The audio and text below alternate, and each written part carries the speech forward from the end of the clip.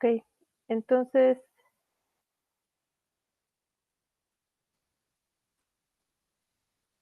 la parte 2,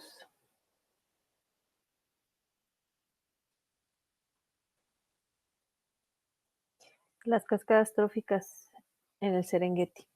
Ahora vamos a platicar sobre el control ascendente y los autores cuentan que hay tres condiciones para que se dé el control ascendente. El primero es, como ya se mencionó un poquito en la parte uno, el tamaño de los herbívoros. La segunda condición está relacionada al comportamiento de los megaherbívoros, específicamente a las migraciones. Y la tercera condición tiene que ver con si el depredador está en grupos sociales o es un depredador solitario. Entonces, vamos a hablar de la condición uno, que es el tamaño, y aquí es donde empiezan a platicar sobre la peste bovina y nos cuentan que hubo este brote de peste bovina en 1890 y afectó específicamente a los búfalos de un año de edad. Después, en 1964, se hizo la vacunación masiva y entonces las poblaciones de este búfalo africano comenzaron a crecer hasta 1976 y después comenzaron a disminuirse. Entonces, en esta gráfica de la izquierda pueden ver el tamaño de la población de búfalo, que estos números están por 10 a la 3, y en el eje de Y la tasa de incremento. Entonces, ustedes pueden ver que es una curva. La tasa de incremento aumenta y después disminuye hasta cero después de los 70,000 búfalos. Em, Junto con esto, se da la mortalidad ahora de los adultos, porque recuerden que la peste bovina los que afectó fue a los juveniles de un año. Entonces aquí en esta gráfica pueden ver la población de búfalos, otra vez hasta los 70,000, y el porcentaje de mortalidad de los adultos, y es una línea que aumenta. Entonces aquí lo que vieron con estudios que le hicieron a los huesos de los individuos muertos, que el 75% de la mortalidad era debido a la mala nutrición de los búfalos, mientras que el resto, el otro 25%, se debió a la depredación por leones. Si ustedes recuerdan la gráfica que les mostré, los búfalos tienen una depredación en condiciones normales de menos del 20% y aquí subió hasta el 25%. Estas dos curvas son las que muestran el crecimiento denso-dependiente. La tasa de natalidad disminuye y la tasa de mortalidad aumenta. En el punto en donde estas dos líneas se unen, lo que ustedes tienen es la K, que es la densidad de carga, la capacidad de carga de cualquier hábitat. Y si ustedes ven estas gráficas, esa capacidad de carga se alcanza en los 70,000 búfalos. Entonces, pues nos cuentan que estas condiciones del control ascendente están totalmente asociadas a las condiciones climáticas. Eh, Estos búfalos lo que comen es pasto, no comen ninguna otra cosa, no comen dicotiledóneas, no comen plántulas, no comen árboles. Entonces, eh, la biomasa de pastos está totalmente relacionada a la cantidad de lluvia de cada año. Ahora viene el ejemplo de los elefantes, también de control ascendente, y aquí nos cuentan que hubo dos periodos en donde se eliminaron las poblaciones de elefante debido al tráfico de la cacería del elefante para traficar su marfil.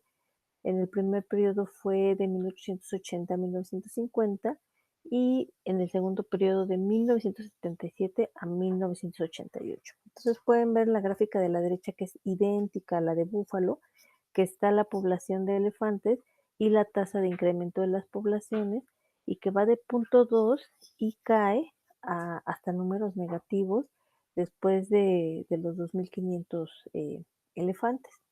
Entonces esto también pueden ver que es exactamente la curva de crecimiento denso dependiente.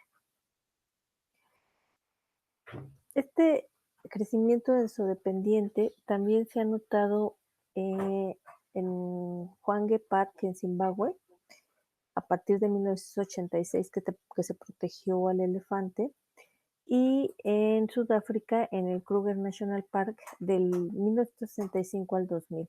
Entonces, en esta gráfica les presento el crecimiento densodependiente. eh, la primera curva es el crecimiento exponencial. Y si ustedes pueden ver al inicio de las dos curvas, todas las poblaciones crecen de forma exponencial, pero cuando hay un control ascendente, empieza a ocurrir eh, esta curva que se acuesta en la capacidad de carga por varias razones. En este caso, lo que estamos viendo en el capítulo es el aumento de la mortalidad y la disminución de recursos. Entonces, se hace más lenta, se hace más lento el crecimiento de la población. Y luego nos cuentan el ejemplo del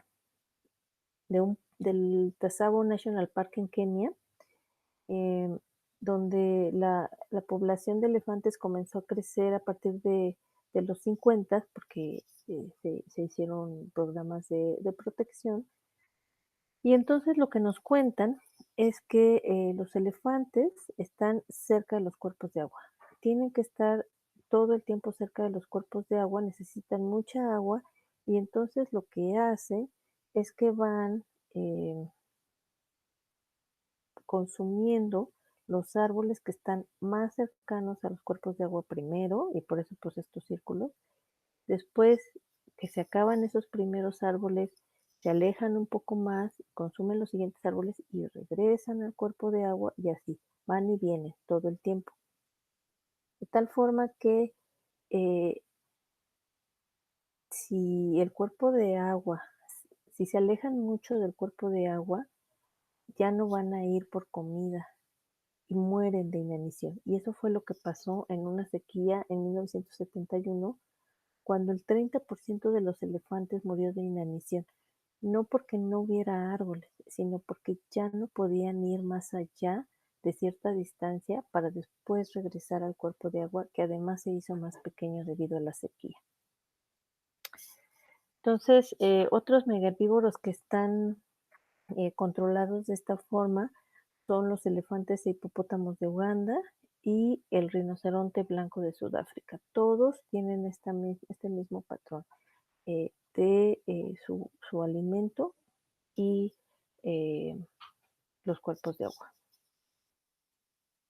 Entonces aquí es donde sí explican la última gráfica de la jirafa, de esa gráfica que vimos en la parte 1. Aquí les recuerdo, la barra blanca es antes de que se eliminara al león, la barra negra durante la eliminación del león, y la gris cuando regresó el león. Entonces ustedes pueden ver del lado izquierdo el Serengeti, del lado derecho Kenia, y en el eje de Y está la abundancia de jirafas. Entonces ustedes pueden ver que antes de que se eliminara el león había muchas jirafas, y después, durante esta eliminación del león, pues había menos jirafas. Es decir, no sirve de nada que elimines al león. El león no está controlando la población de jirafas.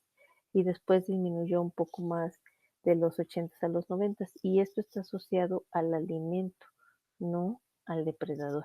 En Kenia no cambiaron estas proporciones.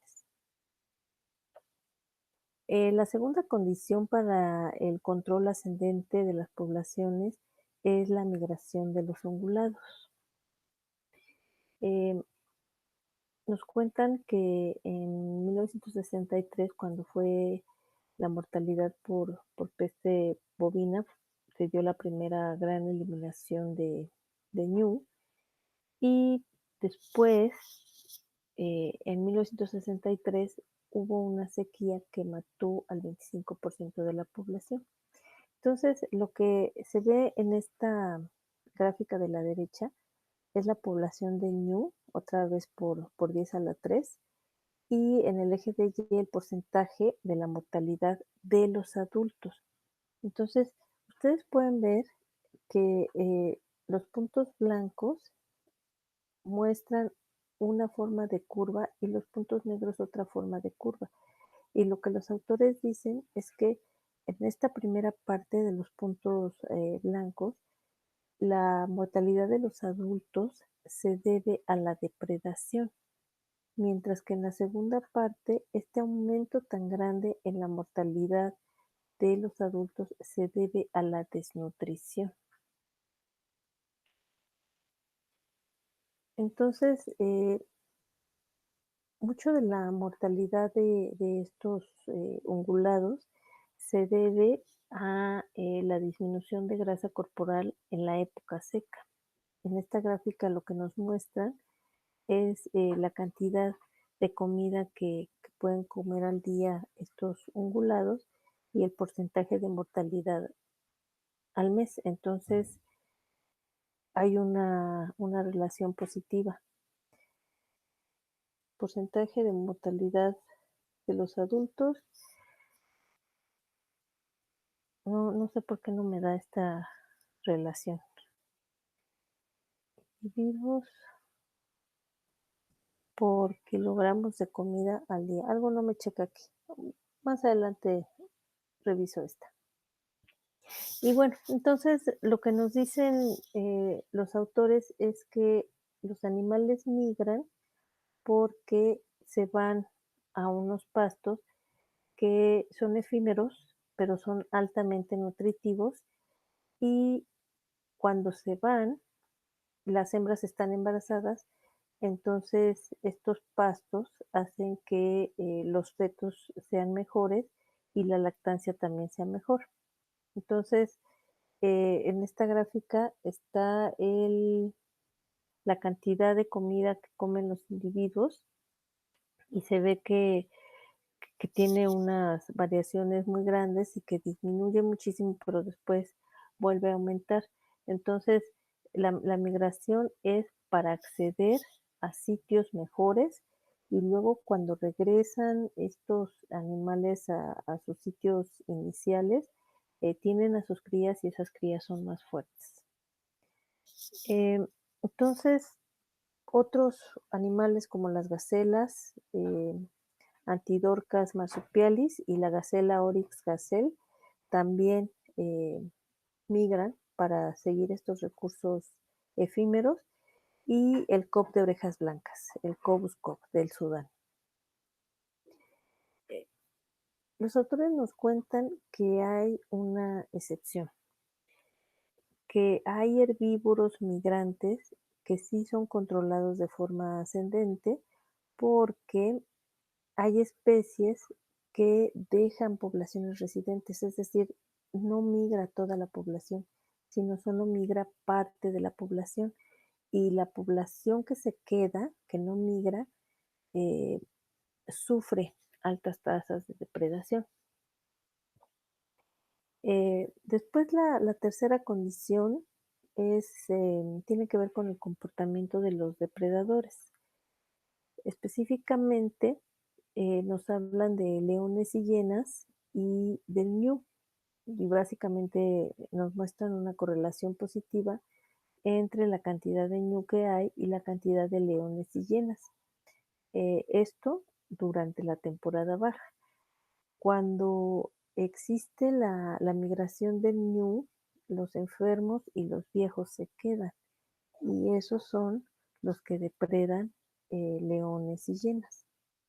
Entonces, aparte del control ascendente que tiene el ñu debido al pasto, eh, cuando quedan los que están mal nutridos, enfermos o viejos, los leones y las hienas tienen más presas. Entonces, eh, aumentan sus poblaciones porque tienen más alimento. Eh, Nos dicen que también se ha encontrado una relación directa positiva entre la biomasa de los ungulados y la densidad de leones, hienas, chitas y leopardos. Y en el caso de la India también se ha visto con los tigres de Bengala. Luego viene una parte que se llama interacciones tróficas recíprocas y que ya habíamos visto en otros capítulos, eh, como estas flechas que tienen 2 puntas. Entonces, por ejemplo, el búfalo y el elefante sufren un control ascendente en la época seca. Si no hay suficiente biomasa de pasto, sus poblaciones no van a poder crecer. Pero en la época lluviosa, estos dos megaherbívoros controlan descendentemente a las plantas porque empiezan a comer dicotiledonias y monocotiledonias verdes y entonces cambian la composición, la estructura y la productividad de estos pastizales. Entonces, las jirafas cambian la composición, por ejemplo, cuando consumen la, eh, los individuos pequeños de las acacias, no permiten que se conviertan en adultos, mientras que hay un control ascendente de las dicotiledonias, porque si no están presentes, pues las jirafas no se pueden alimentar de ellas. Otros casos de este control recíproco lo han visto con elefantes, con rinocerontes blancos y con hipopótamos, y les puse aquí una estrellita en todos los lugares en donde han visto estos efectos. Uganda, Kenia, Tanzania, Botsuana, Zimbabue y Sudáfrica, ¿no? Todas estas áreas del este de África. Y básicamente el efecto es lo mismo. Estos animales disminuyen el tamaño de los pastos y no permiten el crecimiento de los árboles y entonces se forman estos grandes pastizales con muy pocos árboles. También nos dicen que se han encontrado ejemplos similares para África y Asia, específicamente India, Sri Lanka y Nepal. Y luego nos cuentan que en los 1800, en el Chobe Park de Botswana y también en el Kruger, Sudáfrica y Tsavo en Kenia, esto también lo vimos en otras diapos, en la sequía de 1971, cerca de 6.000 elefantes murieron de inanición. Entonces, cuando se eliminaron los elefantes, todas las riberas de los ríos se llenaron de bosque. Después, en los 50, cuando regresaron los elefantes, la composición de plantas cambió, el dosel se hizo más abierto y entonces los autores escriben este enunciado y que a mí me dejó muy intrigada porque dicen que cuando regresó el elefante y cambió estos bosques riparios, tuvieron repercusiones estéticas, éticas y de conservación. O sea, básicamente no les gustaba que el elefante afectara a los árboles, lo que me pareció muy, muy raro de decir. Em, Luego nos hablan de las interacciones recíprocas entre carnívoros y sus presas, específicamente en el Parque Kruger de Sudáfrica. Em, Nos dicen que existen estos estados múltiples que tienen simultáneamente un control ascendente y uno descendente. Entonces, primero para el Serengeti, nos cuentan que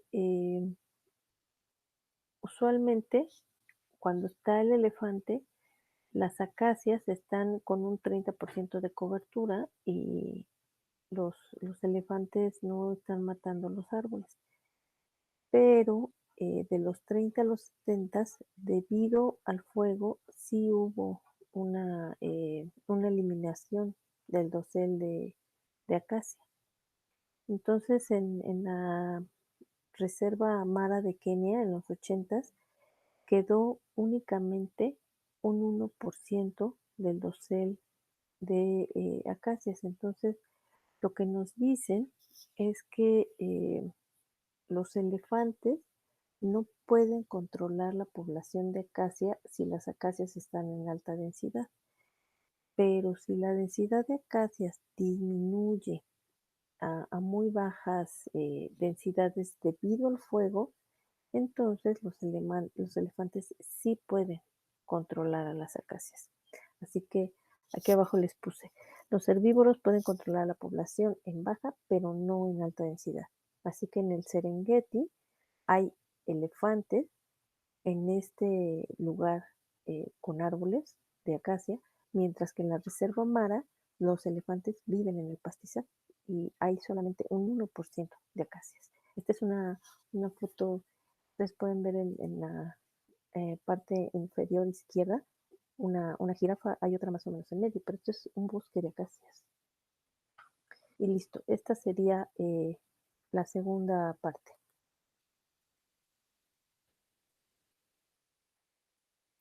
Y entonces, ahora sí,